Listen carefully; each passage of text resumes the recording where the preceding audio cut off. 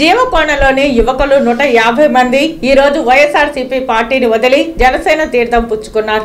తిరుపతి నియోజకవర్గంలో దొంగ ఓట్లను అడ్డుపెట్టుకుని గెలవాలని చూస్తున్నారని, తప్పకుండా దొంగ ఓట్లను అడ్డుకుని గెలుపొందుతామని ఉమ్మడి కూటమి అభ్యర్థి ఆరణి శ్రీనివాసులు స్పష్టం చేశారు. బుధవారం తిరుపతి నగర పరిధిలోని జీవకోణ ప్రాంతంలో ప్రచారాన్ని నిర్వహించారు. ఈ సందర్భంగా స్థానికంగా శివ, అతని మిత్ర బృందం వైఎస్ఆర్ కాంగ్రెస్ పార్టీకి రాజీనామా చేసి జనసేన పార్టీలో చేరారు.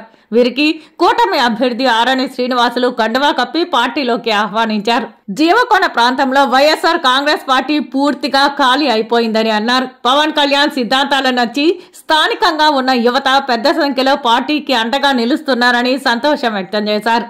ఉమ్మడి ప్రభుత్వం అధికారంలోకి రావడం ఖాయమని, తిరుపతి నగరంలో పెచ్చుమీరిన గంజాయి అమ్మకాలను, భూ కబ్జాలను, టీడీఆర్ బాండ్ల భాగోతాలను తప్పకుండా బయటపెట్టి కారకులకు తగిన శిక్ష పడేలా చేస్తామన్నారు.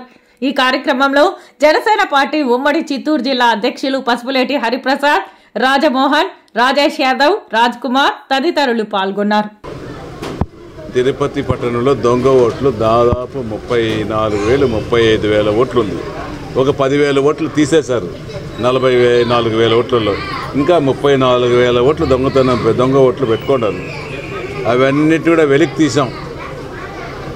వెలికి తీసి రాబోయే రోజుల్లో ఎలక్షన్ కమిషనర్ విజయవాడకు, ఢిల్లీకి బీజేపీ ప్రభుత్వం తరఫున, తెలుగుదేశం పార్టీ తరఫున, జనసేన పార్టీ తరఫున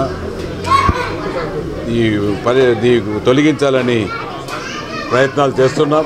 ఖచ్చితంగా కూడా దొంగ ఓట్లని ఒక ఓటు కూడా వేయనీయకుండా ఇంటింటికి వెళ్ళి దొంగ ఓట్లను అరికడతాం. వాళ్ళ ఆట దొంగ ఓట్లను నమ్ముకున్నారు, గంజాయి వ్యాపార అమ్ముతున్న వాళ్ళు నమ్ముకున్నారు, అక్రమాలు చేస్తున్న వాళ్ళు నమ్ముకున్నారు, వాళ్ళ దోపిడీ చేస్తున్న వాళ్ళు నమ్ముకున్నారు. ఇవన్నిటి కూడా అరికడతాం. టీడీఆర్ బాండ్లు కూడా కక్కిస్తాం. వాళ్ళకంతా కూడా నష్టపోయిన ప్రతి ఇంటి యజమానికి కట్టిస్తాం.